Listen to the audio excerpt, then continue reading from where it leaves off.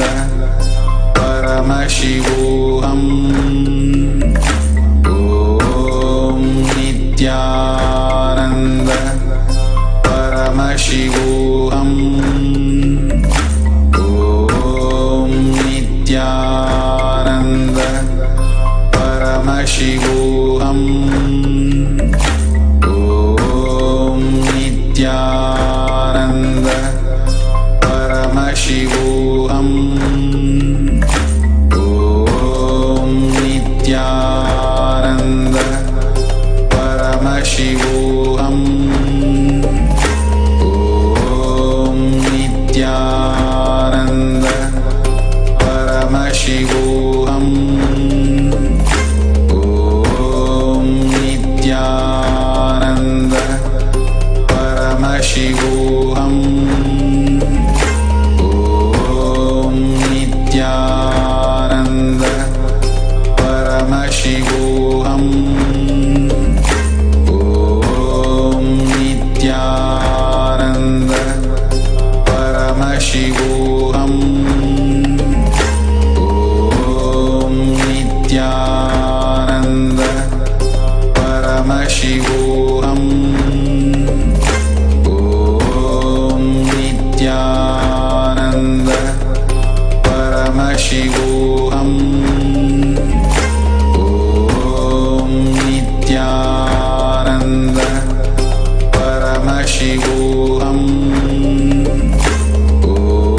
Om Nithyananda Paramashivoham.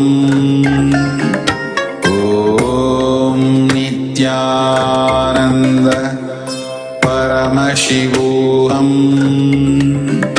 Om Nithyananda Paramashivoham. Om Nithyananda Paramashivoham. Om Nithyananda Paramashivoham. Om Nithyananda Paramashivoham.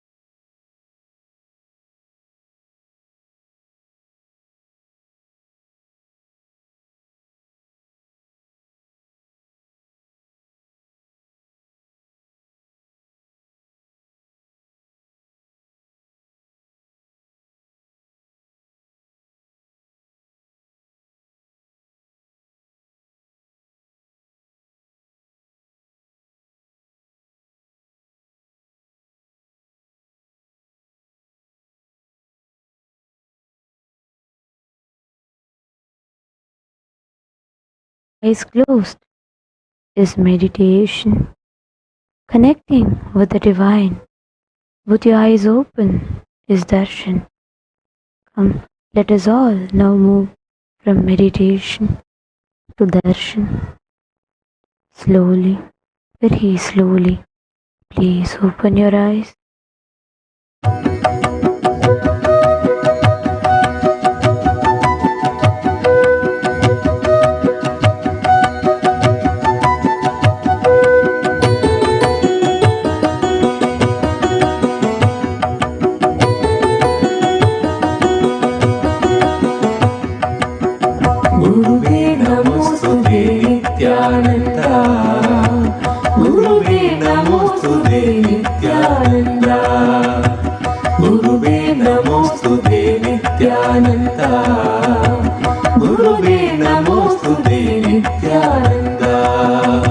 अजं निर्विकल्पं निराकारमेघं निरानन्दमानन्दमद्वैतपूर्णं परं निर्गुणं निर्विशेषं निरीहं परब्रह्म अजं निर्विकल्पं निराकारमेकं निरानन्दमानन्दमद्वैतपूर्णं परं निर्गुणं निर्विशेषं निरीहं परब्रह्मरूपं नित्यं भजेमा। गुरुवे नमोस्तुते नित्यानन्द, गुरुवे नमोस्तुते नित्यानन्द, गुरुवे नमोस्तुते नित्यानन्द, गुरुवे नमोस्तुते नित्यानन्द। गुणतीतमाद्यं चिदानन्दरूपं चिदाभासकं सर्वगम्यातगम्यं मुनिन्देपरूपं महासम्बरेशं परब्रह्मरूपं नित्यं भजेम। गुणतीतमाद्यं चिदानन्दरूपं चिदाभासकं सर्वगम्यातगम्यं मुनिन्देपरूपं महासम्बरेशं परब्रह्मरूपं नित्यं भजेम। गुरुवे नमोस्तुते नित्यानन्द, गुरुवे नमोस्तुते नित्यानन्द, गुरुवे नमोस्तुते नित्यानन्द, गुरुवे नमोस्तुते नित्यानन्द। जगत्कारणं कारणज्ञानरूपं सुरातिगं सुगातिं गुणेशं नित्यं जगद्व्यापिनं विश्ववन्द्यं सुरेशं परब्रह्मरूपं नित्यं भजेम। जगत्कारणं कारणज्ञानरूपं सुरातिगं सुगातिं गुणेशं नित्यं जगद्व्यापिनं विश्ववन्द्यं सुरेशं परब्रह्मरूपं नित्यं भजेम।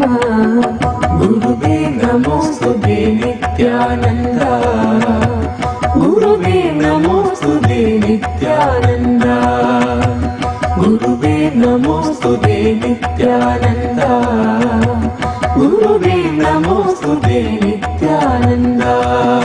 रजो योगतो ब्रह्मरूपं हृदिज्ञं सदा कार्यशक्तं हृदाचिन्त्यरूपं जगत्कारणं सर्वविद्यानिधानं परब्रह्मरूपम्।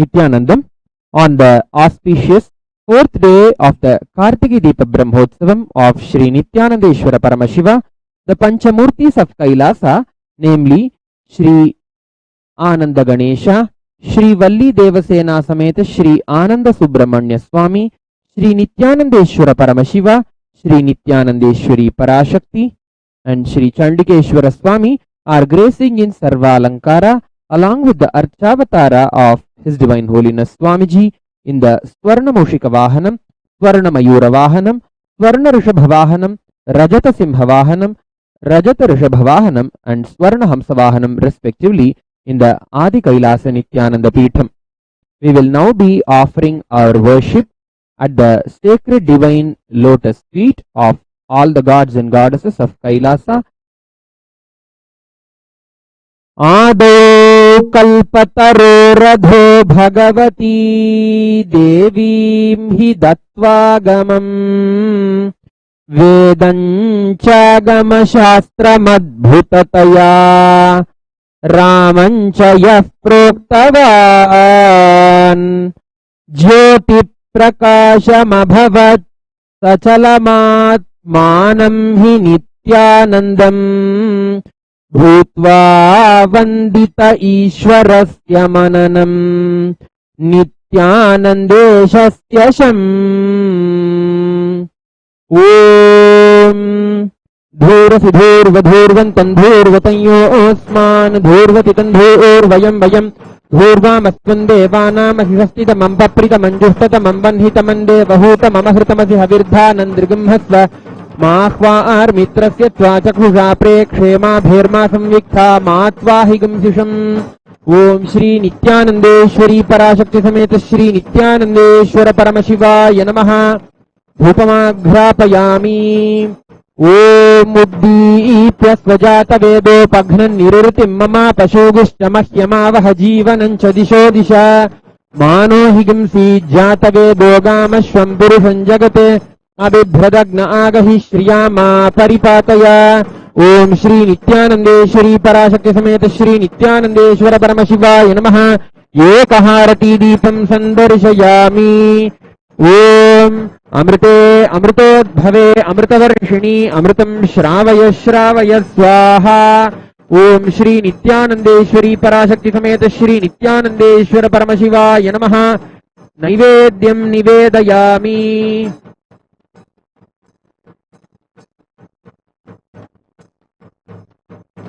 ओम सोमो वाये तस्य राज्यमादत्ते यो राजासन् राज्यो वा सोमेन यजते देवसु वामेतानि हवीगंषि भवन्ति य एतावन्तो वै देवानागं सवाः तयेवास्मै सवान् प्रयच्छन्ति तयेनं पुनः सुवन्ते राज्याय देवसु राजा भवति। ओम तन्महेशाय विद्महे वाग्विशुद्धाय धीमहि तन्नः शिवः प्रचोदयात्। ओम श्री नित्यानंदेश्वरी पराशक्ति समेत श्री नित्यानंदेश्वर परमशिवाय नमः। सर्वदेव देवी स्वरूपाय भगवते श्री नित्यानंद परमशिवाय नमः। महामंगल नीराजनं संदर्शयामि। रक्षान् धारयामि।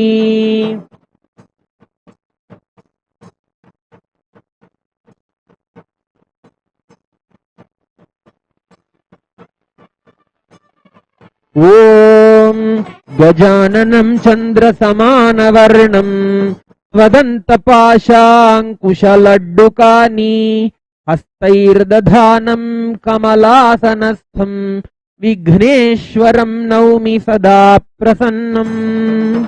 ओम धूरसि धूर्वधूर्वन्तं धूर्वतयोऽस्मान् धूर्वति तं धूर्वयं वयं धूर्वामस्त्वं देवानामसिवस्नितमं पप्रितमञ्जुष्टतमं वह्नितमं देवहूतममहृतमसि हविर्धानं दृगंहस्वमाह्वार्मित्रस्य त्वा चक्षुषा प्रेक्षेमाभिर्मा संविक्ता मा त्वाहिगंसिषम्। ओम श्री आनन्दगणेशाय नमः। धूपमाघ्रापयामि। ओम उद्दीप्य स्वजातवेदोपघ्नन् निरुतिं मम पशुगुश्च मह्यमावह जीवनं च दिशो दिशा मानो हिगुंसी जातवेदोगामश्वं पुरुषं जगते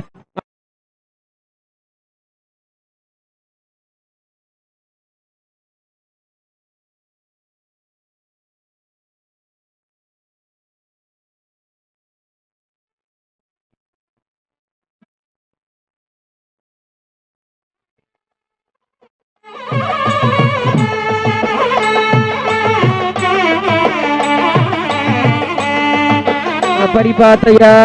ओम श्री आनंद गणेशाय नमः। एकहारती दीपं संदर्शयामि। ओम अमृते अमृतोद्भवे अमृतवर्षिणी अमृतं श्रावय श्रावय स्वाहा। ओम श्री आनंद गणेशाय नमः। नैवेद्यं निवेदयामि। निवेदनानन्तरमाचमनं समर्पयामि। ओम एकदन्ताय विद्महे वक्रतुण्डाय धीमहि तन्नो दन्तिः प्रचोदयात्। ओम श्री आनंद गणेशाय नमः। सर्वदेव देवी स्वरूपाय भगवते श्री नित्यानंद परमशिवाय नमः। कर्पूर नीराजनं संदर्शयामि। रक्षान् धारयामि। ओम वंदे सिंदूरकान्तिं शरविपिनभवं श्रीमयूराधिरूढं षड्वक्त्रं देवसैन्यं మధురిపుతనయా వల్లభం ద్వాదశాక్షం శక్తిం బాణం కృపాణం ధ్వజమపి చ గదాం చాభయం సవ్యహస్తైః చాపం వజ్రం సరోజం కటకమపి వరం శూలమన్యైర్దధానం. ఓం ధూరసి ధూర్వధూర్వంతం ధూర్వతయోస్మాన్ ధూర్వతి ధూర్వయం వయం ధూర్వామస్వం దేవానామసి హస్మితమం వప్రితమం జుష్టతమం వన్హితమం దేవహూతమమహృతమసి హవిర్ధానం దృగంహస్వమాహ్వార్మిత్రస్య త్వా చక్షుషా ప్రేక్షేమాభిర్మా సంవిక్తా మాత్వాహి గుంసిషం. ఓం శ్రీ వల్లీ దేవసేనా సమేత శ్రీ ఆనంద సుబ్రహ్మణ్య స్వామినే నమః. ధూపమాఘ్రాపయామి. ఓం ఉద్దీప్య స్వజాత వేదోపఘ్నన్ నిరుతిం మమ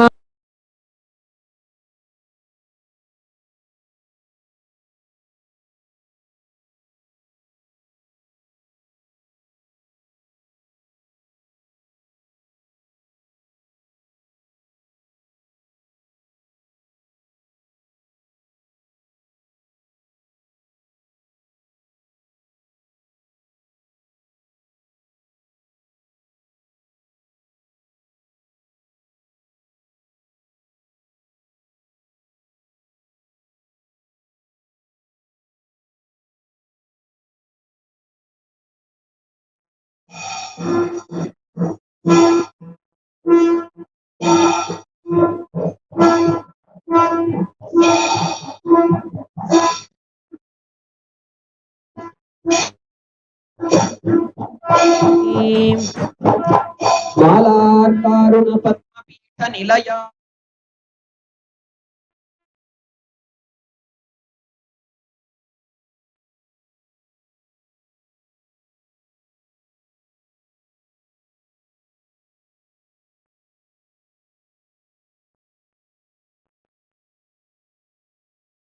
బాలార్కారుణ పద్మపీఠ నిలయా వామాదిశక్త్యావృతాం ఏలాంతలాం ద్వినయనాం హేమాంబరాలంకృతాం వామే లంబకరాం సుశైలతనయాం దక్షే కరేందీవరాం శ్యామాభాం శరదిందుచారువదనాం ధ్యాయేత్తుమీనే క్షణాం.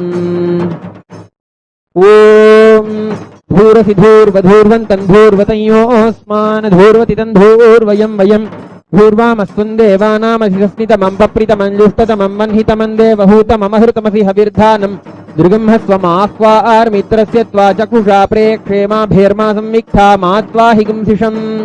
ఓం శ్రీ నిత్యానందేశ్వరీ పరాశక్త్యై నమః. ధూపమాఘ్రాపయామి. ఓం ఉద్దీప్య స్వజాత వేదోపఘ్నన్ నిరుతిం మమ పశూభిశ్చ మహ్యమావహ జీవనం చ దిశో దిశ మానో హి గుంసీజ్జాత వేదోగామశ్వం పురుషం జగత్ అభిభ్రదగ్న ఆగహి శ్రియామా పరిపాతయ. ఓం శ్రీ నిత్యానందేశ్వరీ పరాశక్త్యై నమః. ఏకహారతీ దీపం సందర్శయామి. ఓం అమృతే అమృతోద్భవే అమృతవర్షిణి అమృతం శ్రావయ శ్రావయ స్వాహా. ఓం శ్రీ నిత్యానందేశ్వరీ పరాశక్త్యై నమః. నైవేద్యం నివేదయామి. ఓం గౌరీమిమాయ సలిలాని తక్షత్యేకపదీ ద్విపదీ సా చతుష్పదీ అష్టాపదీ నవపదీ బభూవుషీ సహస్రాక్షరా పరమే వ్యోమన్. ఓం శ్రీ నిత్యానందేశ్వరీ పరాశక్త్యై నమః. సర్వదేవదేవీ స్వరూపాయ భగవతే శ్రీ నిత్యానంద పరమశివాయ జనం సందర్శయామి. రక్షాన్ ధారయామి.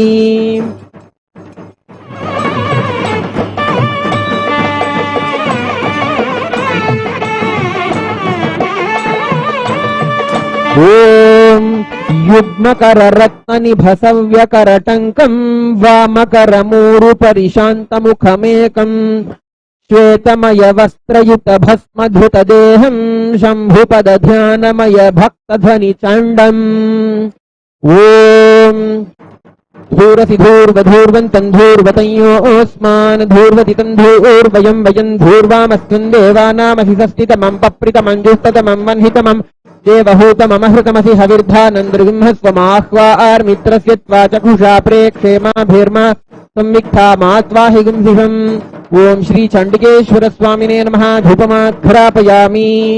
ओम उद्दीप स्वजातवेदोपघ्नन् निरृतिं मम पशुगुश्च मह्यमावह जीवनं च दिशो दिशा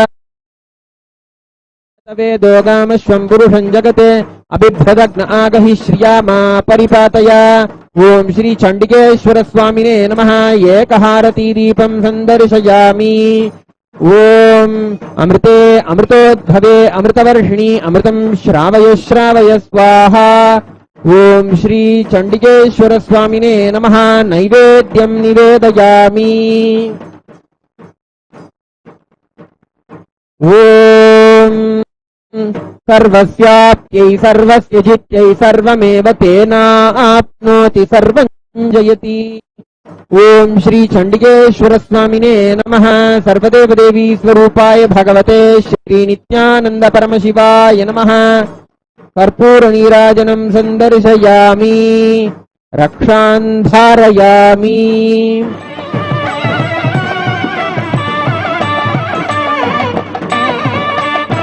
ओम वंदेहं जगतो गुरुं सकरुणं पाशाय वस्त्रान्वितं नित्यानंद इतीरितं मम गुरुं कैलास सौख्यप्रदम् आज्ञाचक्रसुदीपकं शिव शिवाम् आनन्दगन्धे स्थितं संसारार्णवतारकं भवहरं शक्त्या सदा सेवितम्।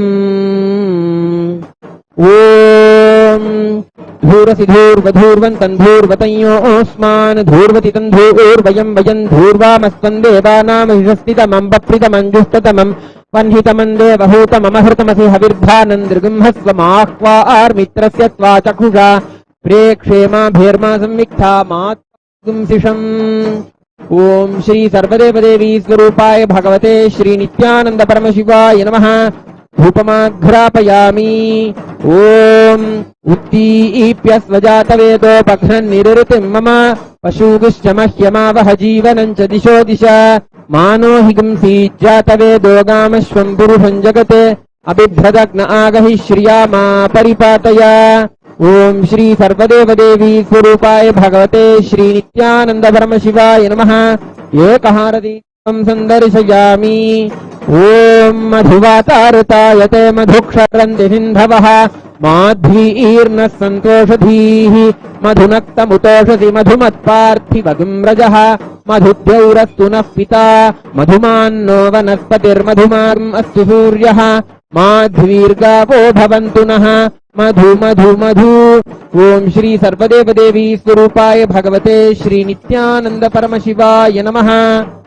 नैवेद्यं निवेदयामि।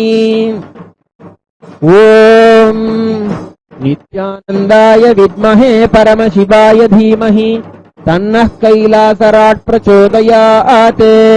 कर्पूरगौरं करुणावतारं संसारसारं भुजगेन्द्रहारं सदा वसन्तं हृदयारविन्दे भवं भवानी सहितं नमामि। ओम श्री सर्वदेव देवी स्वरूपाय भगवते श्री नित्यानंद परमशिवाय नमः। सर्वोपचार पूजार्थे सर्वापराध क्षमापनार्थे समस्त मंगल प्राप्त्यर्थे आनंद कर्पूर नीराजनं संदर्शयामि। रक्षान् धारयामि।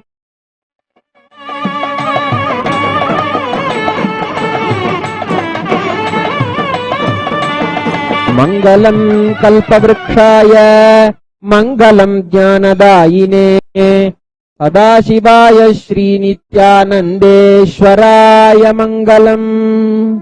मंगलं श्रीविद्याम्बायै मंगलं कामदायिन्यै सर्वमंगलदात्री नित्यानन्देश्वर्यै मंगलम्। मंगलं गुरुदेवाय मोक्षमूलाय मङ्गलम् परावतार नित्यानन्दाय गुरवे मङ्गलम्।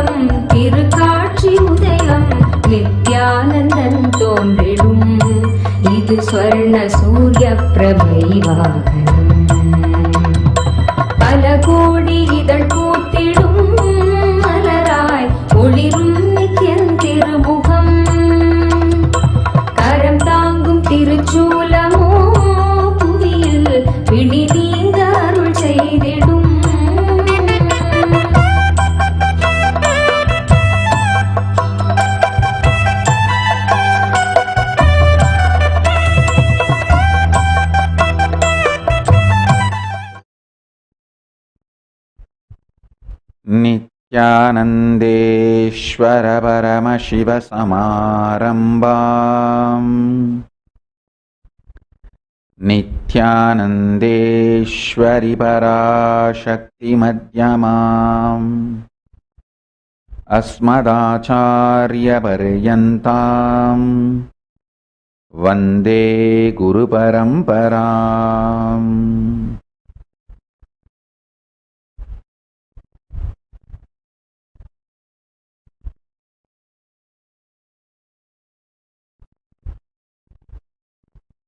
I welcome you all with my love and respect. I welcome all the living and practicing Hindus, de facto Kailasians,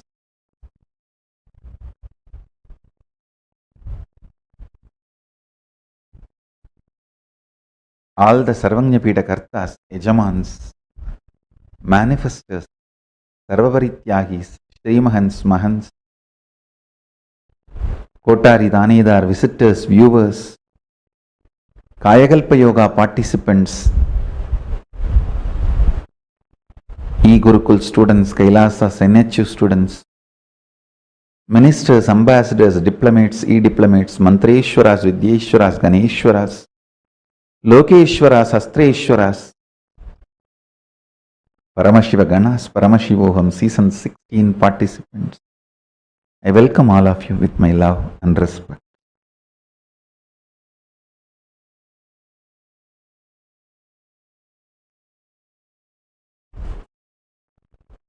Paramashiva's message directly from Kailasa. Listen.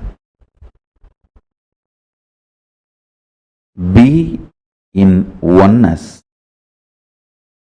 Radiate oneness. Even when you feel there is multiple entities playing in your life, listen carefully.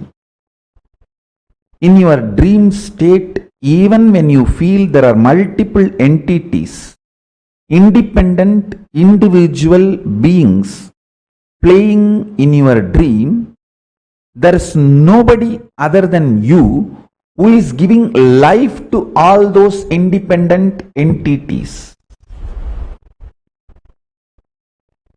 In your dream, even though you feel and strongly believe and cognize there are multiple individual entities and beings playing in your dream, there is no multiple individual entities other than you who is giving life to all of them and playing your dream.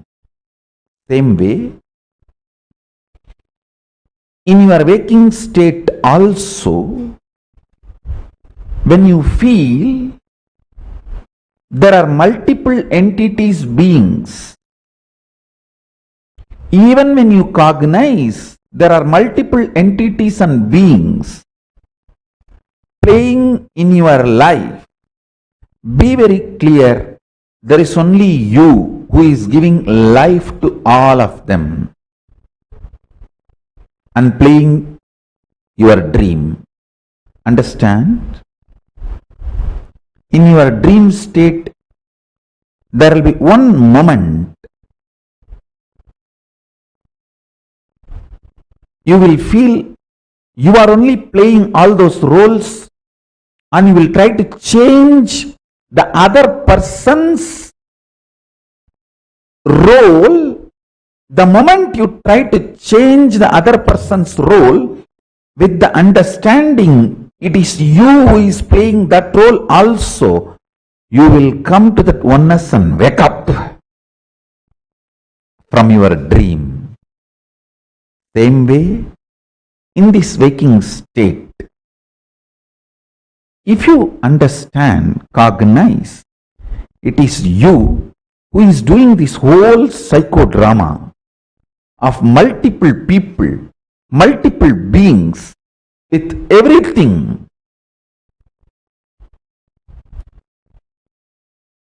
You will naturally use that power of oneness, Shakti of oneness, to change things, people happening as multiple beings and individuals as you want.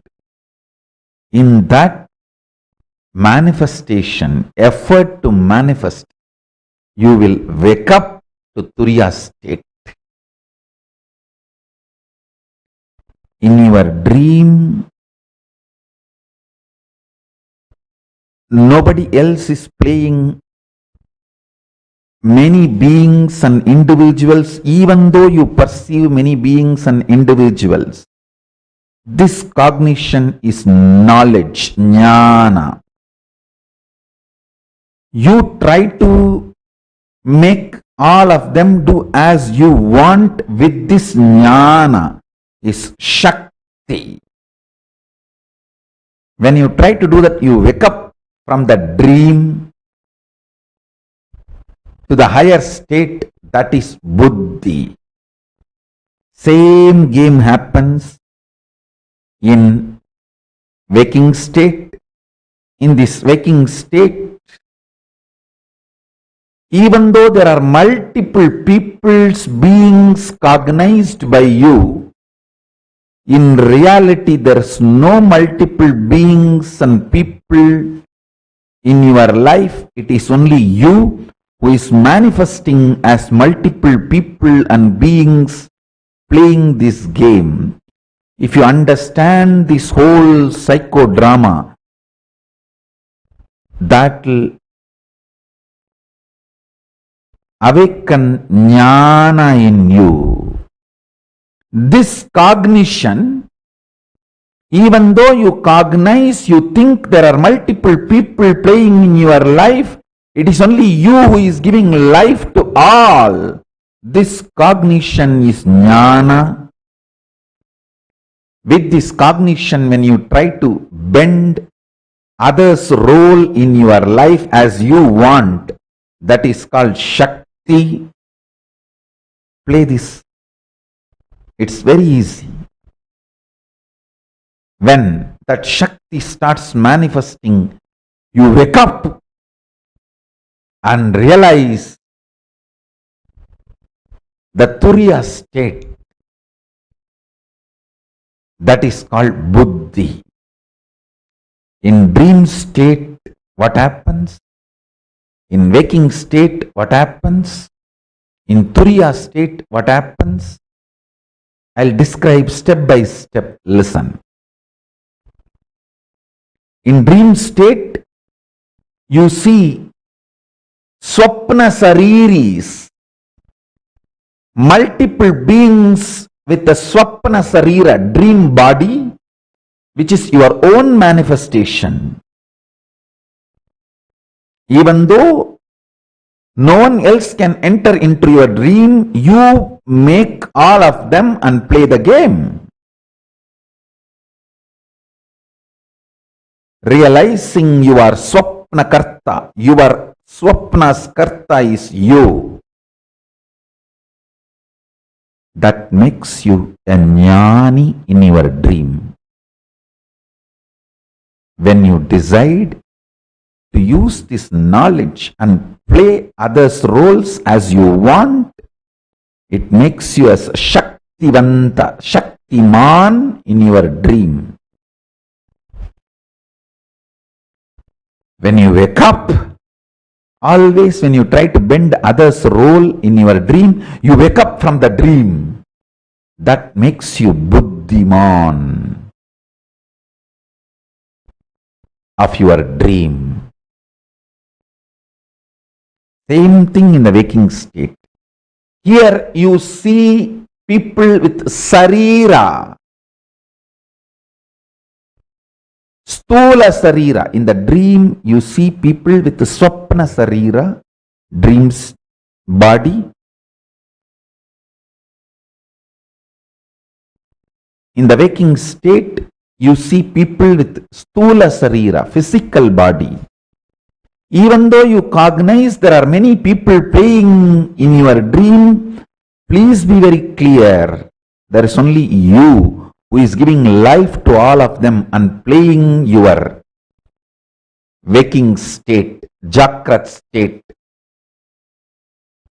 with many physical bodies, stula sarira. When you get this knowledge, you are a jnani in waking state.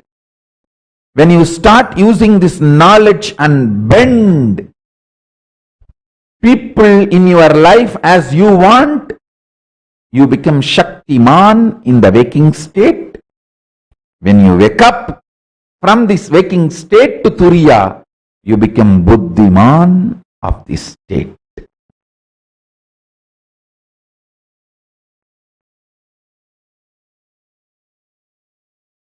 Next, listen. Next. You may be wondering why I was smiling that wide. Some people who are sitting with me and listening to satsang physically realized, and without their knowledge they made a sound, wow. So that is why. Even people who are sitting with me are now only waking up. So the next, in Turiya state also, you play the game of you, multiple beings. Those beings are with the Divya Sarira. Those beings are only Mantreshwara, Vidyeshwara, Lokeshwara, Astreshwaras.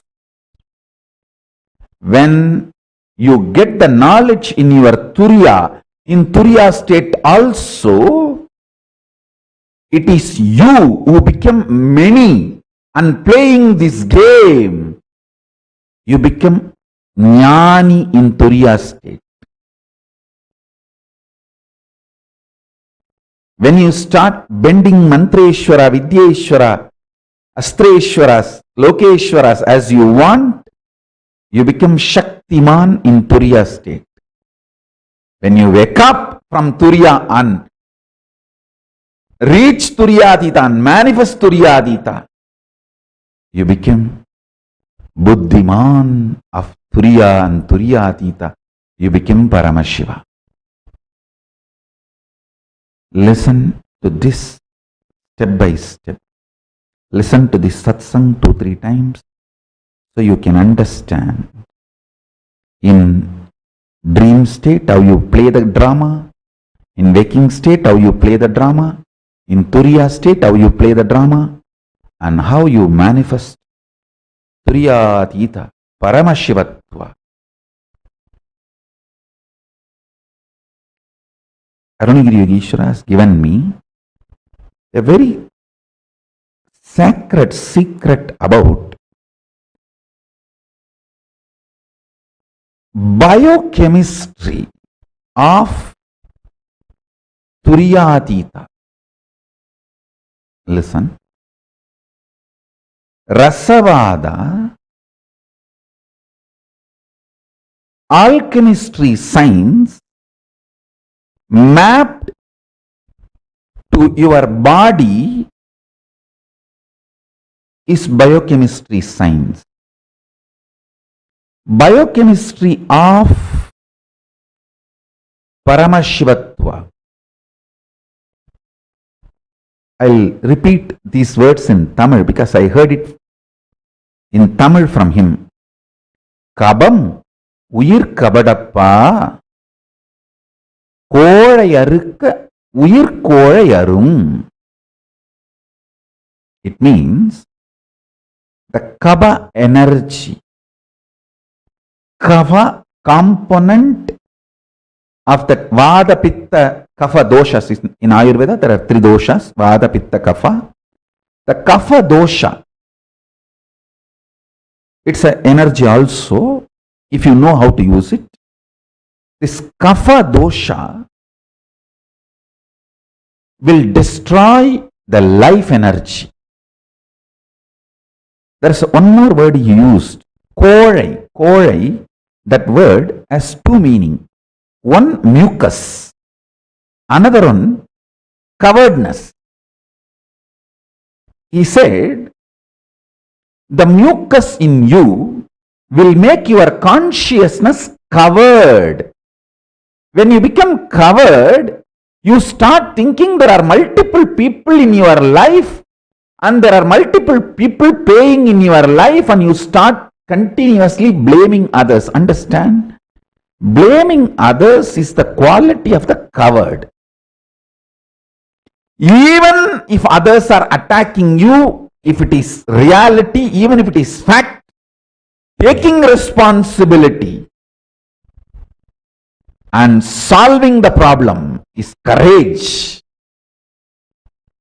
Whether others are attacking you is your imagination or fact or reality, taking responsibility for it and solving is the quality of courageous being. Blaming others, cognizing others, putting the responsibility on others is cowardness. In Tamil, there is one word, kolai. That word has 2 meanings. One, mucus. Another one, cowardness. My guru told me, kolai uyir kolayappa. Kolai uyir kolayakkum. It means, I'll give you the gist of what he transmitted to me, what he blessed me. As the biochemistry of science of waking up to Turiyatita. If you practice this science for 1 month, 2 paksha, we can make the samyama Turiyatita samyama. For 2 paksha, do this alchemy. Avoid all food related to kapha and mucus in your body. Mucus free food. Understand clearly. All the coveredness of your willpower, see, your willpower experiences coveredness in 3 levels. 1, not feeling powerful to manifest what you want. Second, not thinking through, planning or acting. Third, strongly feeling your opposite powers, opponents other than you are extremely powerful. It may be persons, situations, places. All of them are extremely powerful. They may overpower you. The intense fear. All these are definitions of coveredness of will.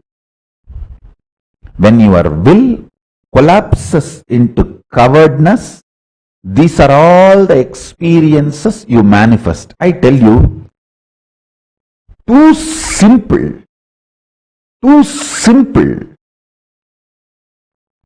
Change your biochemistry, the whole problem will be solved. I have seen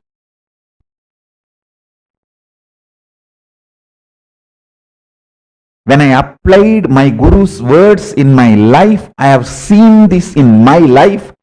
Whenever my disciples obeyed me and used these methods and techniques, I have seen them going through amazing transformation. Just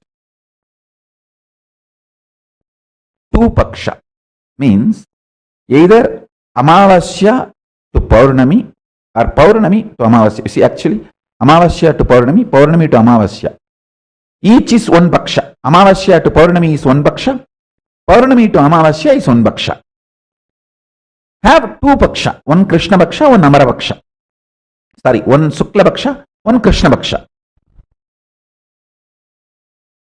Sukla paksha is growing, Krishna paksha is coming down. So 2 paksha. It will be almost like a 31 days, roughly. Sometimes it will be 30, sometimes it will be even 32. 2 paksha. You can make it like a Paurnami to Paurnami or Amavasya to Amavasya.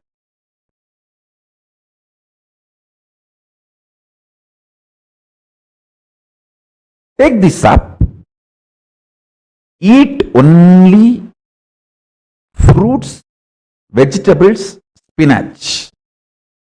Kirayum, Kaigariyum, Palamum, Mattiram. I am repeating those Tamil words. Please understand. See, whenever I speak about the Shastras, I try to repeat the original Sanskrit words to keep it alive and put it on record. Whenever I speak about my experience with Arunagiri Yogeshwara, I am repeating all those Tamil words I heard directly from him, so that it is on record forever.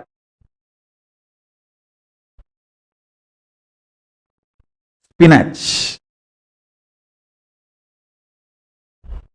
fruits, vegetables, nothing else. Don't come and ask me, can I drink milk, Swamiji? Paal dial kudiya. Paal matte edukku. Don't try to ask me, oh, can I just add a little milk, Swamiji? Little ghee, Swamiji. Don't try to ask me. I will see, my strength is, I will simply listen whatever my Guru says. My weakness is, I will not listen to anybody else. That is not my weakness. Actually, I feel that is also my strength. Others feel it is my weakness that I don't listen to any one of them. But for me, that is also my strength only. I will listen only to my Guru. I will never question my Guru. And I will never ask for exemption from my Guru. I will never try to cut corners with my Guru walk.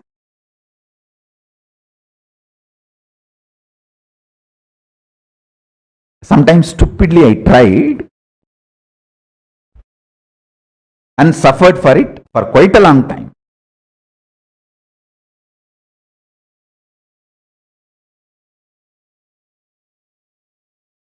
Anyhow, learn the lesson.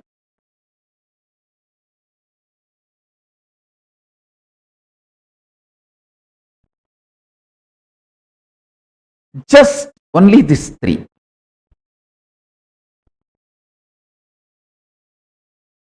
No grain, no animal products like a milk or honey, nothing else. Just these three. Fruits. All fruits okay. All vegetables okay. All spinach okay. 1 month, just this diet. Listen carefully.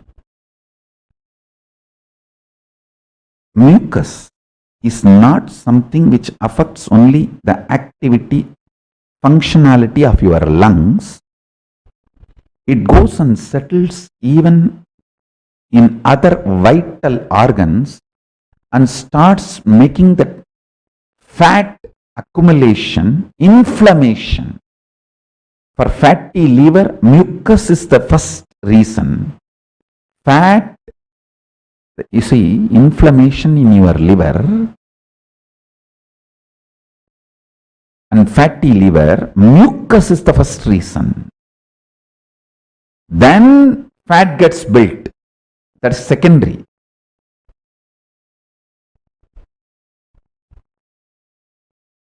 Whatever I am talking is not only I heard from my Guru and practiced in my life. Many of my disciples also practiced in their life. Highly benefited.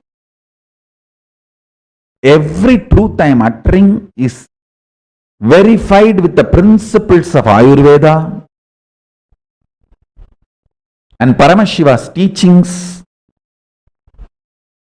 about food, medicine, and the great Siddha tradition I inherited from my gurus.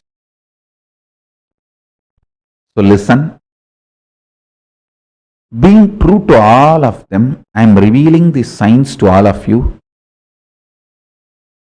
As I said many times earlier satsang, I want to repeat now. I love you. I want you happy, healthy, blissful, enlightened. That is why I am revealing all these truths to all of you as it is. See, when I say eat only fruits, vegetables and spinach for 1 month, I know how much sacrifice you need to do. You have to give up your stupid pizza, vanilla ice cream. So many things you have to give up. I know. And let me be very honest. I really don't like to torture you or make you do sacrifices without a real reason. If I am asking you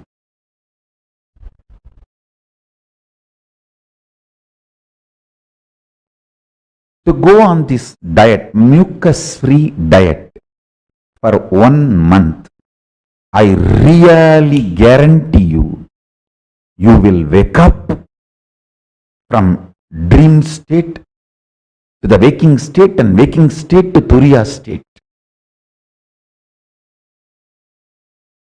from Turiya state to Turiya Atita can happen only by initiation. But even if you wake up from waking state to Turiya, it's a great achievement. From Turiya, pushing you to Turiya Atita is too easy for me. That is simple initiation, that's all. One hug, nothing more is needed. One hug, one energization, that's it. So listen.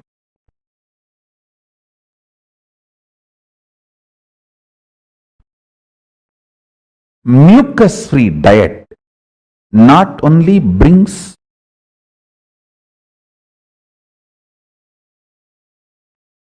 multiple health benefits, it brings tremendous strength to your will, oneness. Anyone wants to achieve Suddhadvaita state should practice mucus-free diet, கபமில்லா உணவு, கபடமில்லா வாழ்வு, கோழையில்லா உடல், உயிர் கோழையில்லா வீரம்.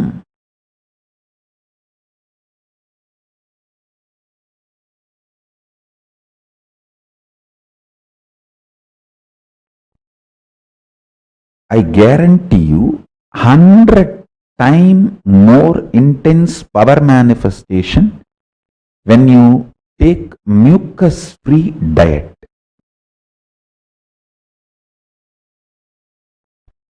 சளியில்லா உணவு,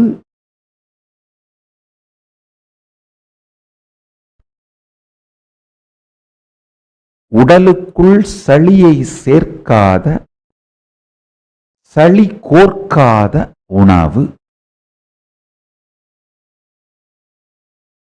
ஆழ்ந்து புரிந்து கொள்ளுங்கள்.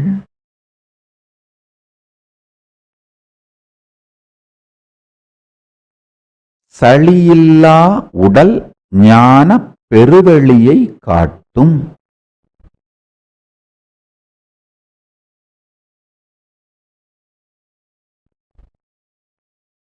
பொன்னம்பலத்திருந்து என் அப்பன் எனக்கு அருளிய சத்தியத்தை எல்லாம் இன்று மின்னம்பலத்தில் ஏற்றுகின்றேன், கேட்டுக்கொள்ளுங்கள்.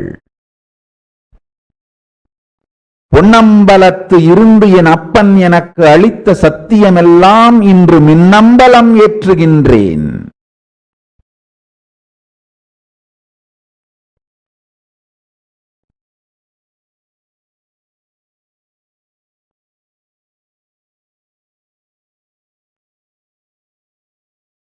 Please understand, mucus-free diet for a month will make you experience powerful oneness in the knowledge level, in the Shakti, power manifestation level, in Buddhi, awakening level. The state of Paramashiva, space of Paramashiva, powers of Paramashiva, all three will intensely start manifesting when you bring mucus-free diet in your life.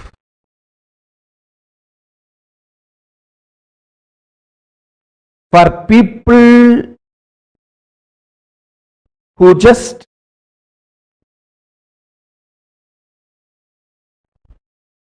try to do like, let's see what Swamiji says, whether it works for me or not. That e-citizen type people. Okay, let's see how much it works. For that kind of people, I request try at least 1 month. All sincere seekers who really feel, hey, I have to do what Swamiji says. Those sincere kind of people, try for a little longer time. You will experience Kayakalpa when you make your body mucus-free, toxins-free. Kayakalpa happens in you. You can live long. Hey, I am going to be here in this body, operating this body, healthy, happy, living long life, kicking around at least next 200 years. I am very clear about it. If you guys are interested in hanging around, enjoying life 200 years, next 200 years with me, then decide to receive this Kayakalpa knowledge and start living in your life. What I am talking now, the alchemistry science mapped to your biochemistry is Kayakalpa science.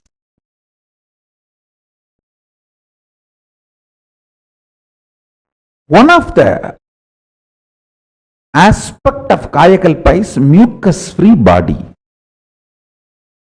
Next is detox, toxin-free body. சளியில் உடலும் மலமில் உடலும் திவ்ய சரீரமாகும். சளியில் உடலும் மலமில் உடலும் சஞ்சலமில் மனமாகும்.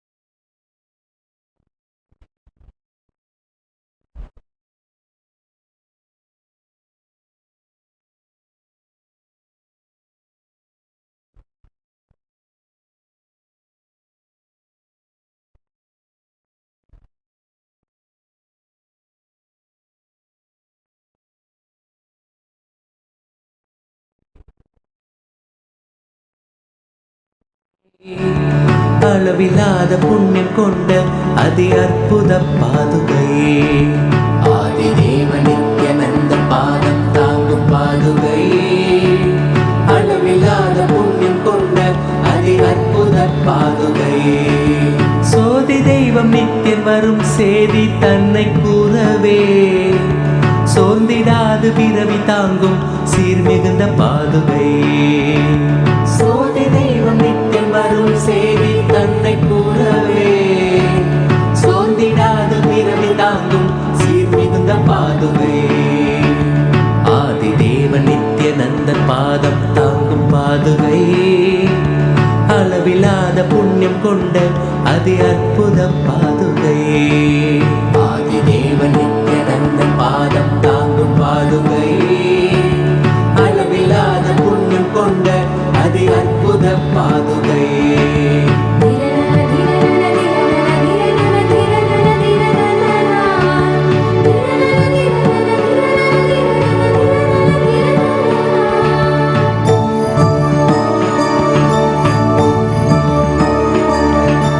கூடி வரும் கோடி பக்தர் ஆண்டவனை காணும், பார்த்து ஏங்கும் பெருமை கொண்ட பரமன் நித்தியன் பாதுகை.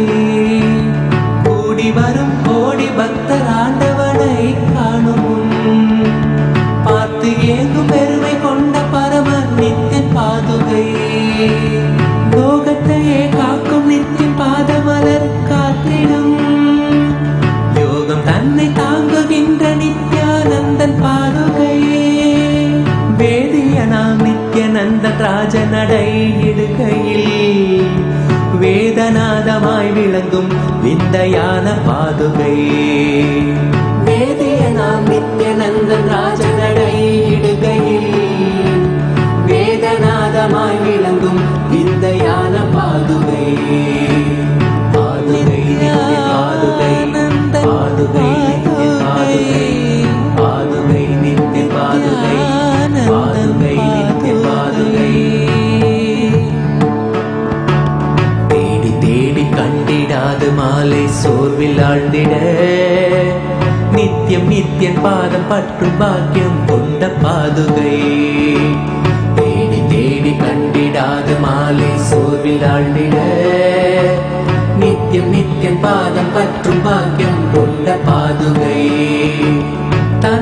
சாற்றும் பாதுகைகள் தாங்கும் பூமி தாயினை அமைதி ஆனந்தத்தின் எல்லை கொள்ள செய்யும் பாதுகை.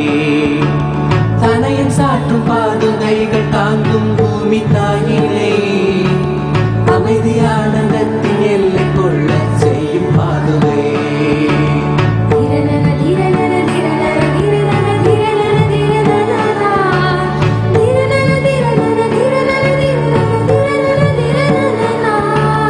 நித்யானந்தன் நடை பயிலத்துகள் கிளப்பி பூமியில் ரோக சோக தோஷம் தன்னை தீர்க்கும் சத்திய பாதுகை.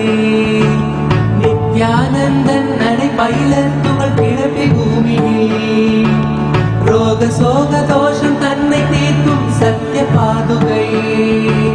நித்யனவன் பாதம் தன்னை பற்றுதற்கீடதால் பற்றும் பாவம் போக்க பக்தர் பற்றி கொள்ளும் பாதுகையே. நித்யனவன் பாதம் தன்னை பற்றுதற்கீடதால் பற்றும் பாவம் போக்க பக்தர் பற்றி கொள்ளும் பாதுகையே. சரணடைந்த பக்தர் தன்னை கருணையோடு ஏந்தியே பரம நித்தியன் பாதம் தன்னில் சேர்த்தருளும் பாதுகையே. சரணடைந்த பக்தர் தன்னை கருணையோடு ஏந்தியே பரம நித்தியன் பாதம் தன்னில் சேர்த்தருளும் பாதுகையே. பாதுகை நித்தியன் பாதுகை, பாதுகை நித்தியன் பாதுகை, பாதுகை நித்தியன் பாதுகை, பாதுகை நித்தியன் பாதுகை, பாதுகை நித்தியன் பாதுகை, பாதுகை நித்தியன் பாதுகை, பாதுகை நித்தியன் பாதுகை, பாதுகை நித்தியன் பாதுகை, பாதுகை நித்தியன் பாதுகை, பாதுகை தரும் லிங்கம் ஆனந்த. The technical glitch. If you are able to see me, hear me, please wave your hands. Listen. I'll give you the science of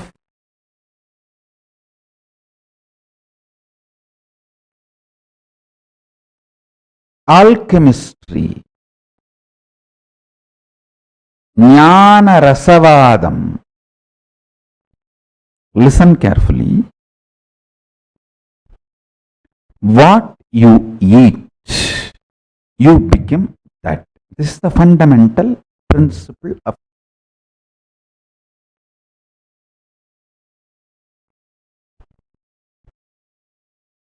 alchemistry. I am not trying to say if you eat goat today, tomorrow you will become goat. No. If you eat dog, tomorrow you will become dog. No. But if you are continuously eating goat, pig, dog, all those bio-memories will become your bio-memory and they will interfere very strongly and influence very strongly your tendencies, attitudes, memories, action, reaction, perception, your very existence itself.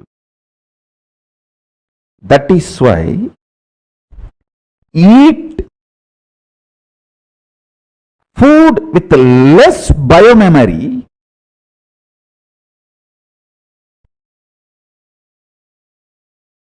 practically no biomemory is air. Pranayamam. Living on pranic energy is the most beautiful way of existing. Then next, almost zero biomemory. Only the persons who are handling their biomemory gets into it. That is water. Then next is fruits, vegetables, spinach. Then next is grains. Then next is animal products like milk, honey. Then next is animal itself, the organs of the animal, flesh, all that.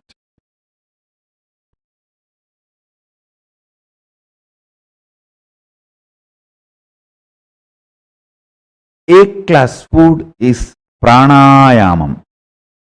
Just through the breathing, living. Just breathing and sun rays. Sun rays also is part of the pranayama, because in all the prana kriyas, there is a very clear instruction. The place you are supposed to sit for each type of pranayama. Some pranayama, you are asked to sit in the cave. Some you are asked to sit in the open sun. Some you are asked to sit without clothes on the body. Some with clothes. So, the pranayama lifestyle considers sun rays, sunlight also as a food. The A-class food, the royal food, is prana and sunlight. Then B-level food is water. C-level food, when I say B-level, I can say water and even juices.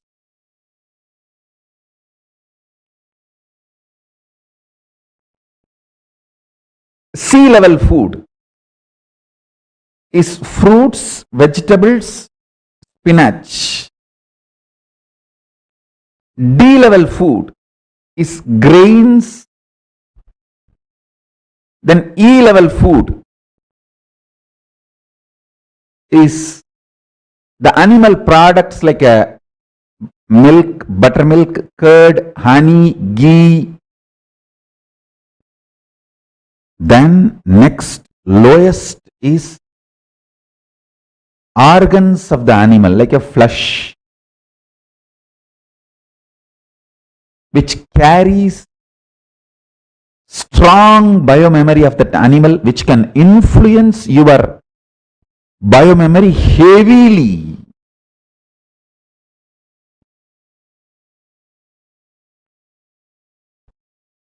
Be royal. Take only A level, B level, C level food. Don't be a cheap chandala. Only chandalas eat the lowest level food. People try to tell me, oh, in Vedas also there are some rituals where the rishis consumed the animal, the body parts of the animal and flesh. Hey, stop. They were powerful enough even to make the animal's biomemory into divine biomemory. And ritualistically, a huge transformation has happened. The whole process is different. Don't try to compare yourself with rishis. And first of all, there is a lot of misinterpretation and manipulation in those verses when they are translated by the non-practicing Hindus and Hindu invaders. Second, that whole alchemy science is different. Don't try to compare yourself to the rishis. Then do what Shankaracharya did. He drank the molten lead and molten steel. You do that. Then you can eat the non-veg which rishis ate.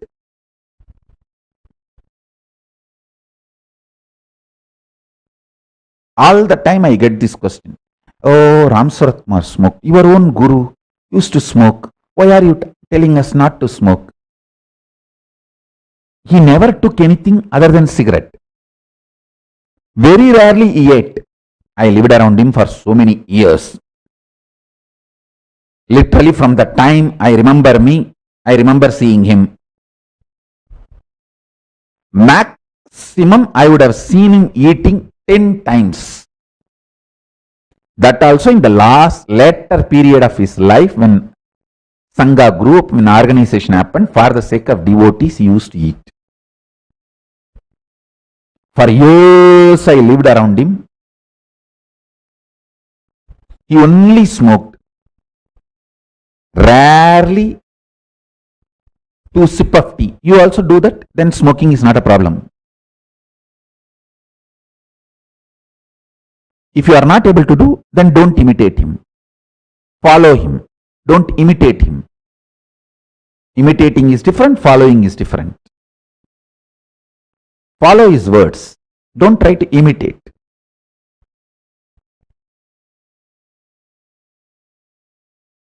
Let me solve this issue once for all. What I am revealing is the science of alchemistry, making your body for enlightenment and power manifestation.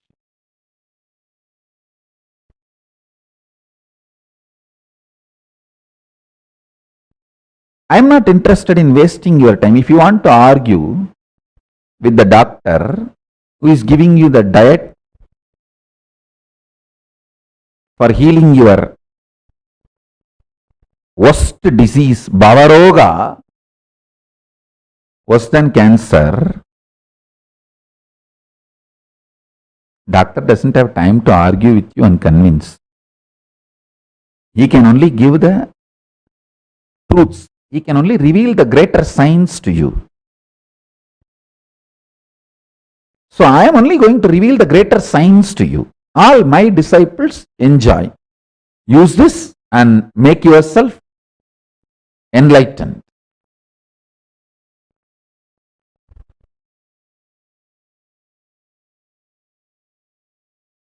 I also have a very powerful recipe to cleanse all the mucus you acquired in your body.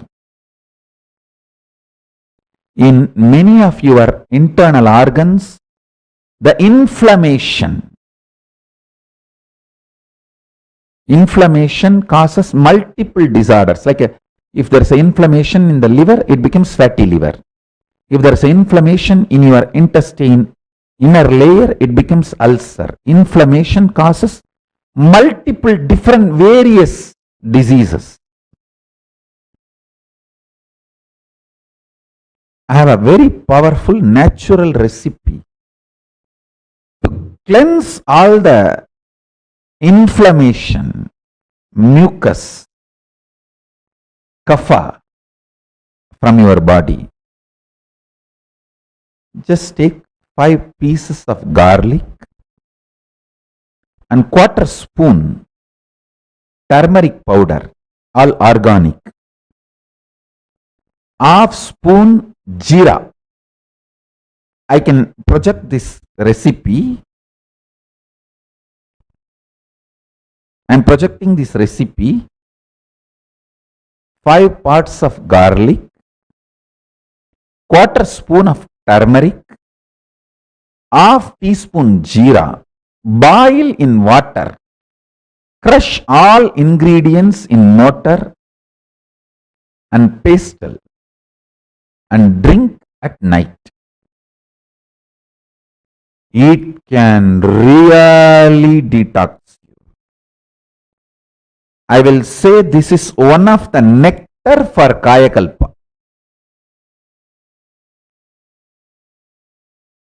Jeera is cumin seeds. Geera.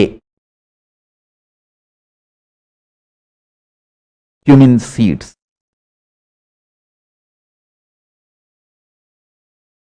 I should say this is one of the nectar. Please understand.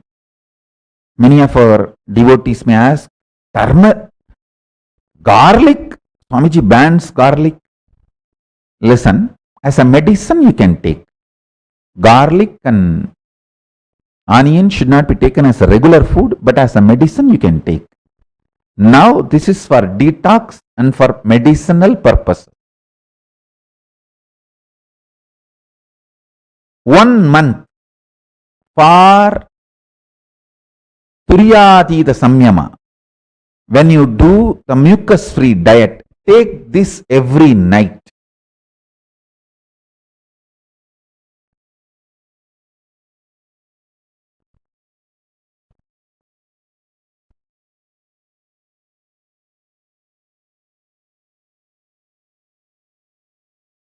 Now, you should see this satsang 2-3 times. You will understand how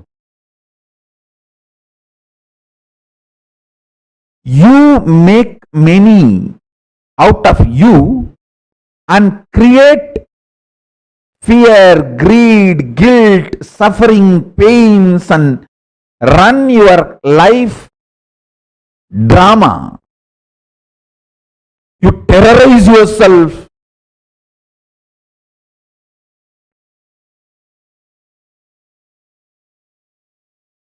Even the elephant which is chasing you, anaconda which is chasing you, dinosaur which is chasing you in your dream is you, nobody else. Swamiji, I can believe even the dinosaur, anaconda, snake which is chasing me in my dream is me. Even that I can understand logically. But how do you convince me? My wife is me.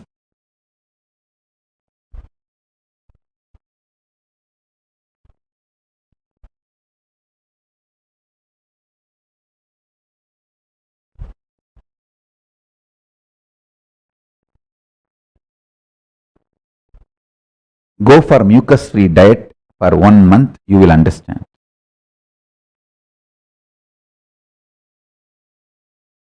Even the partners of your nightmare is you. Whether partners of your nightmare or partners of your wet dream, they are all extension of you. Same way in the waking state. Same way in the Turiya state. Mucus-free diet will make you understand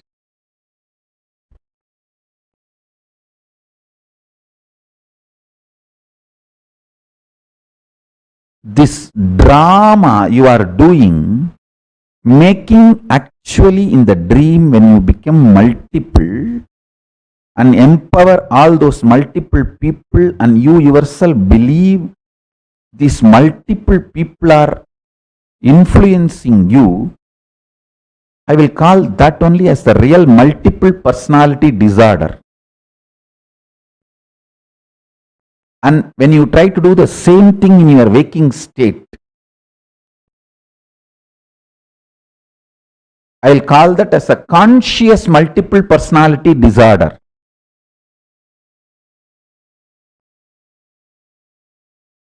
Watch this satsang multiple times, you will understand every level how when you delude yourself from the oneness, you manifest multiple and try to make your life suffering. How when you start understanding the oneness, step by step you grow knowledge, jnana, and you grow shakti, then you grow buddhi. Wake up in every level. And how this alchemy science which I am giving you, the mucus-free food will help you in raising yourself next. And how it will help you manifest powers. You will understand everything step by step. And I tell you, all the Adinavasis, Kailasavasis, if you just go for mucus-free diet, all problems inside Adina will be solved. It is internal inflammation that is responsible for your external busting. If you are using anger in your lifestyle, day-to-day life, to get what you want done, you are stupid, chandala. You are full of inflammation inside.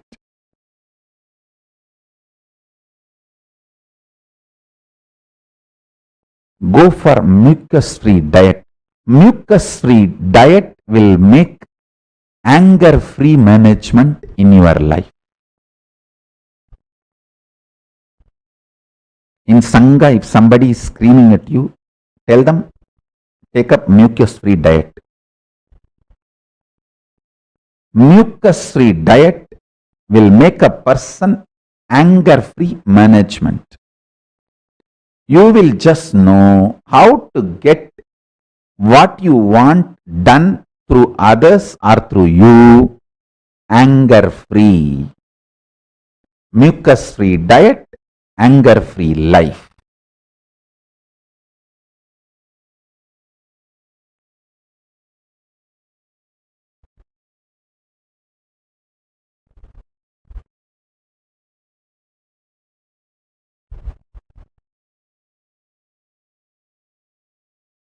And one more thing, when you make yourself mucus free, you become so energetic, so alive. You will be like Papa, Skandamata. She turns the whole room upside down in 3 minutes. 3 minutes is the time for her. That's it. Nothing will be in its place. And it will take 3 days for you to arrange the room again back. That high energy. Mucus-free diet will bring such high energy in you. You will be intensely workaholic. Intensely workaholic.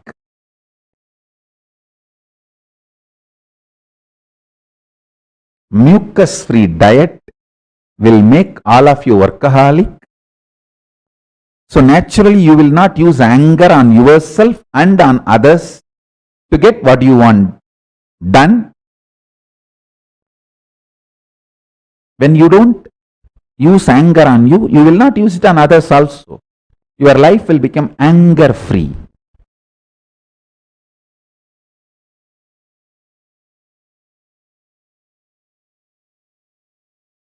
When your oneness gets broken and you go lower and lower, the lowest level of existence is anger.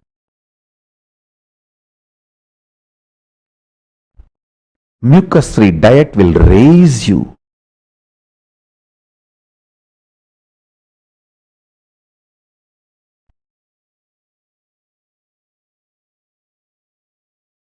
By law.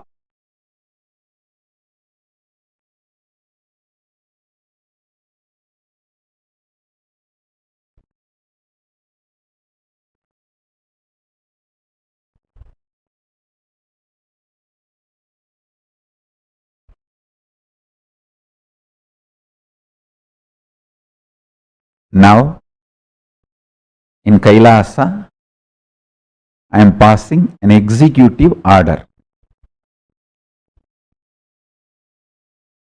With the blessings of Ganapati and Paramashiva and all the Kailasha's beings, anger cannot be used inside you or outside you for any purpose. All Kailasavasis, listen. See, for all the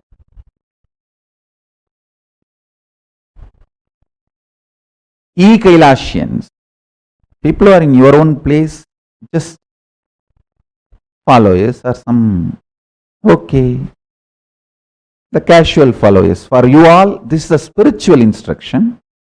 For all Kailasians, Adinavasis, this is law. Anger cannot be used internally towards yourself or externally towards others for any purpose, for any reason. Anger is banned.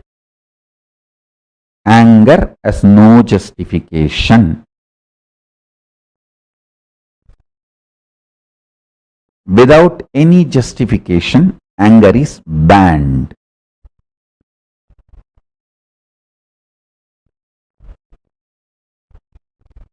From today, it's a executive order. Past is past. From today, this is a law for all Kailasians. Spiritual advice and spiritual suggestion for all e-Kailasians. For all e-Kailasians, spiritual advice: don't use anger internally on you or on others for any purpose. For all Kailasians, Adinavasis, this is a law for you. Anger, inflammation, boiling, losing temper cannot be used internally or externally for any purpose. This is a law. Understand? Mucus-free diet will make your life Kailasa.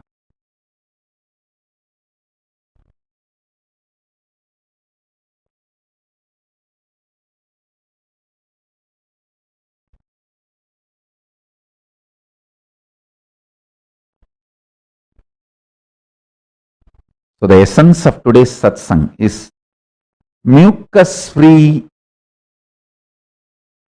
diet will take you to Kailasa.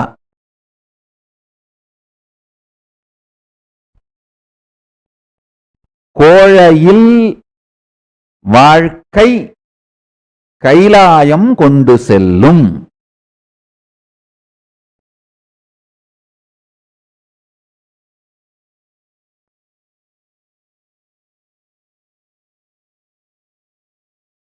So with this, I bless you all.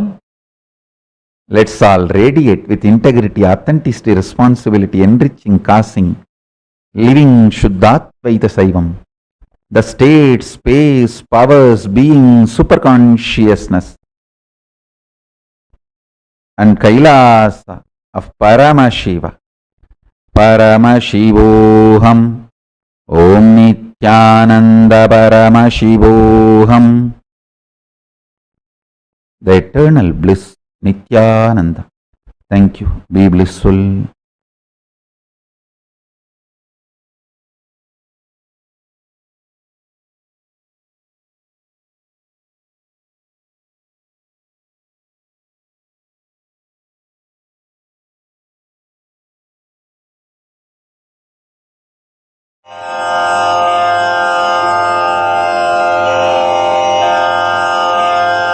श्रीकैलासोन्नतद्वादशान्तश्यामलापीठारूढ श्रीमीनाक्षिसुन्दरेश्वरा भिन्नस्वरूप परशिवपुत्ररत्न Kumar गुरुमण्यतुल्यावतार श्रीपार्वतीस्तन्यपानलब्धदिव्यज्ञान विश्रुतसकलनिगमागमसारभूतद्राविडवेदप्रवक्त्रे श्रीमत्परमशिवकरुणासमधिगतमुक्तामयचतुरश्रयान् गीयमानछत्रचामर श्रीचिह्नकाहलादिसमस्तबिरदावल्यलङ्कृत ज्ञानविज्ञानचक्रवर्ती सर्वजनसङ्घसद्यो निर्वाणदीक्षा व्ययापवर्गवर्ष विश्राण Jimuta परमतकलभकेसरी शैवसिद्धान्तस्थापनाचार्य श्रीराजाधिराजपाण्ड्यमहाराजगुरु क्षपणशाक्यादिमहान्धकारनिवारणज्ञानभानु वीक्षणानर्हार्हध्वजोच्छेदनपूर्वक श्रीमद्वृषभध्वजस्थापक शैवसमयकर्त्रे सर्वज्ञपीठारूढ श्रीजगद्गुरु श्रीज्ञानसम्बन्धदेशिकस्वामि वागीशसुन्दरमाणिक्यवाचकस्वामिनाम् अवतारभूत श्रीज्ञानसम्बन्धस्वामि पुनरुद्धृत श्यामलापीठ सर्वज्ञपीठ त्रिनवत्युत्तरद्विशततम गुरुमहासन्निधान अरुणगिरियोगीश्वर परम्परागत अरुणाचल सर्वज्ञपीठ गुरुमहासन्निधान कैलास परम्परागत काञ्ची कैलास सर्वज्ञपीठ त्रयस्त्रिंशदुत्तरद्विशततम गुरुमहासन्निधान नित्योत्सव नित्यमङ्गल नित्यकल्याण नित्यरजित कैलास परम्परागत आदिकैलास नित्यानन्दपीठ महासंस्थान महासिंहासन पीठकर्तः साक्षात् श्रीपरमशिव समुद्भूत कैलास परम्परागत वैवस्वतमनु इक्ष्वाकु हरिश्चन्द्र भगीरथ श्रीरामचन्द्र शूरसेन इत्यादि अनवच्छिन्न सार्वभौम चक्रवर्ति परम्परागत चतुष्षष्टि योगिनी मण्डित चतुष्षष्टि सम्प्रदाय प्रवर्तक मनुधर्मशासन सूर्यवंश प्राप्त सर्वज्ञपीठ सुराङ्गि साम्राज्य मूर्धाभिषिक्त चूडामणे साक्षात् श्री परमशिव समुद्भूत कपिल महागुरु पुनरुद्धृत महानिर्वाणिपीठ अष्टोत्तर सहस्र श्री महामण्डलेश्वर साक्षात् श्री परमशिव सिंहासनाभिषिक्त समस्त गणनायक श्री महागणपति समारंभ अनवच्छिन्न पीठाधीश्वर गुरु परंपरा प्राप्त अटल पीठ अष्टोत्तर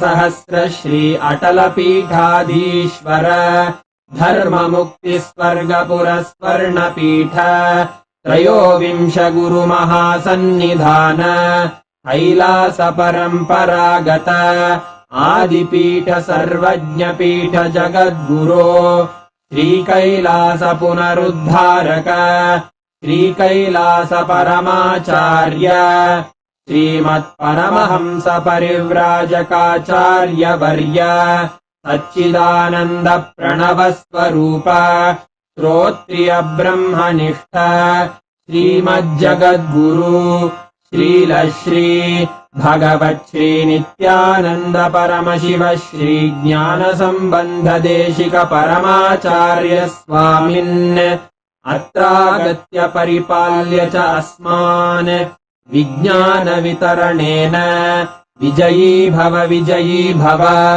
जय जय।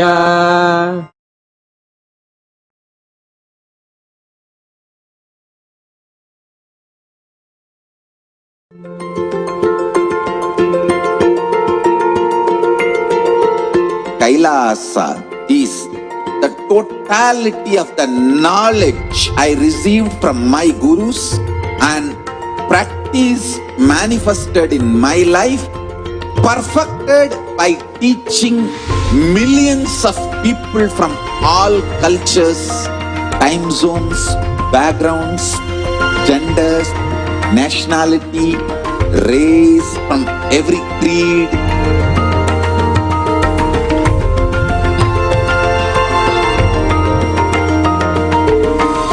So this absolutely perfected knowledge available to you, served to you in your home without even you moving out of your couch, free of cost.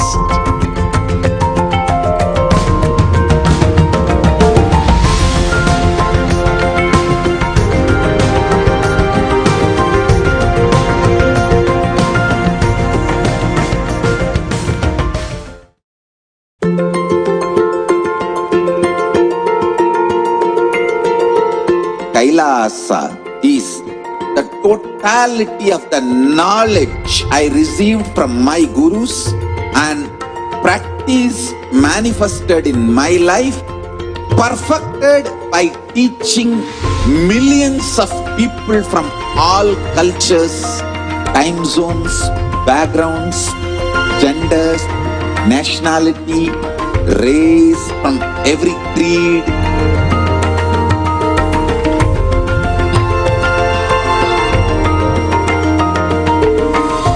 So this absolutely perfected knowledge available to you, served to you in your home without even you moving out of your couch, free of cost.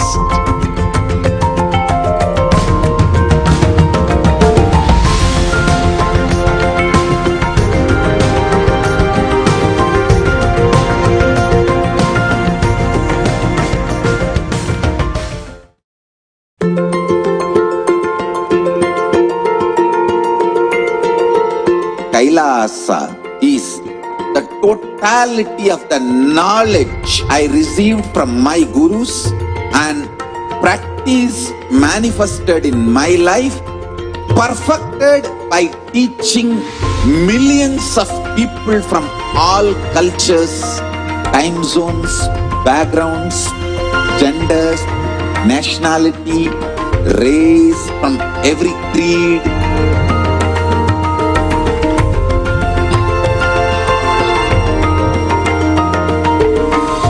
So this absolutely perfected knowledge available to you, served to you in your home without even you moving out of your couch, free of cost.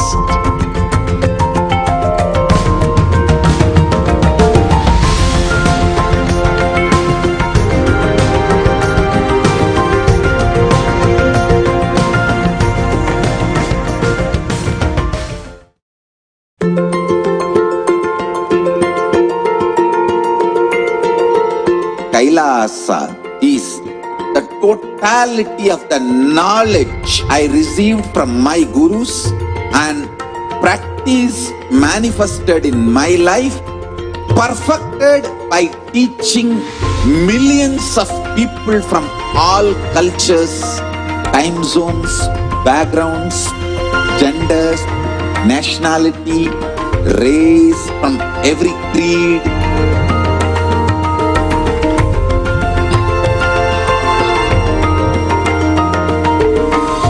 So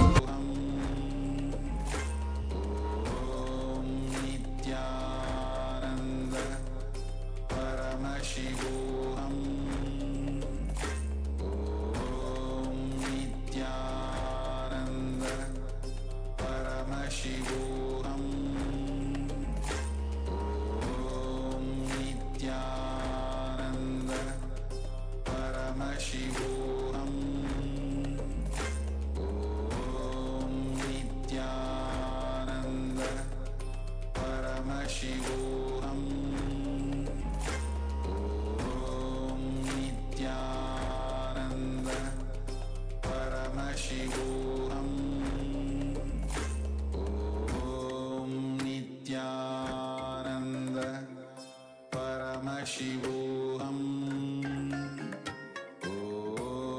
Nithyananda Paramashivoham. Nithyananda Paramashivoham. Nithyananda Paramashivoham.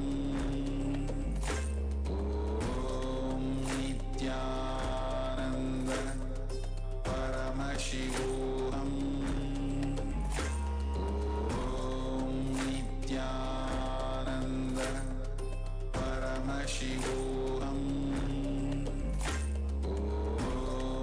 Nithyananda Paramashivoham. Nithyananda Paramashivoham. Nithyananda Paramashivoham. Nithyananda Paramashivoham.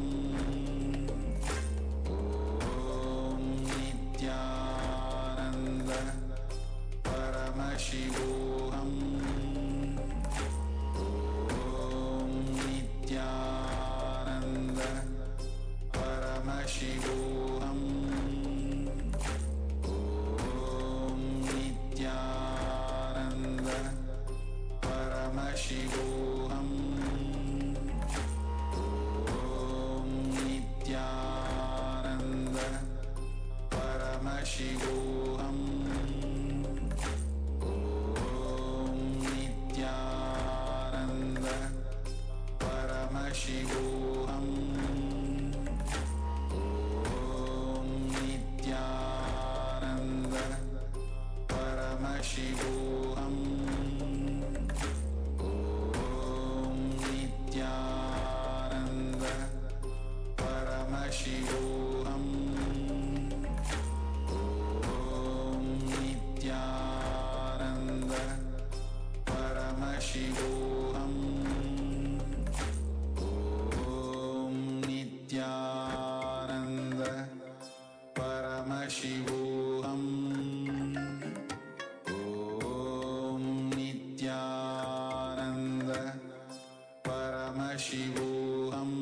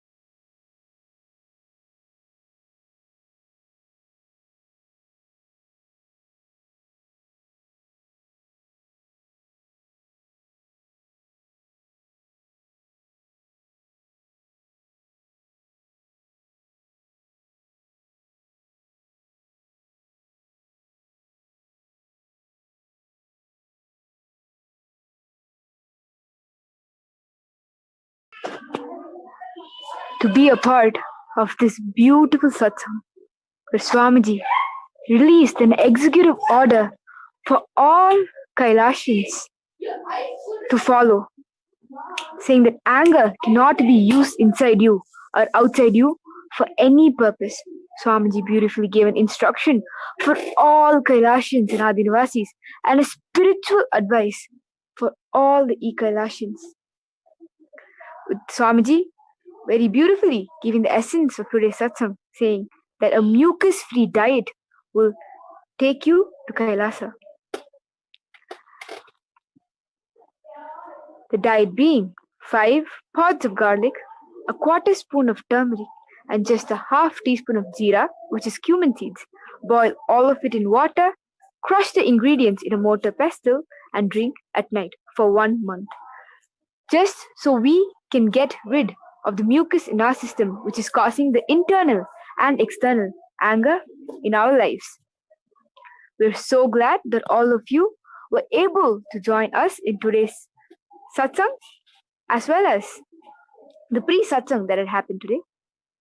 We again request all of you to go and cast your vote in the link down below, because you can make a change in this world. It is only up to you to decide whether the Varna Ashrama Dharma system should or shouldn't be revived in Kailasa.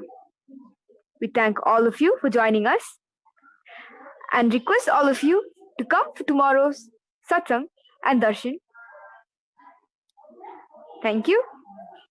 And we'll be ending with the Purna Mantra. Om Purnamadah Purnamidam Purnat Purnamudakshate Purnasya Purnamadhaya Purnamevavashishyate. Om Shanti Shanti Shanti Hari Om Tat Sat. Sarvam Bhagavad Shri Nithyananda Paramashiva Paduka Arpanamastu. Om Nithyanandam. We thank all of you for joining us, and we invite all of you to join us on Nithyananda TV tomorrow for a live satsang and darshan. Thank you, Nithyanandam.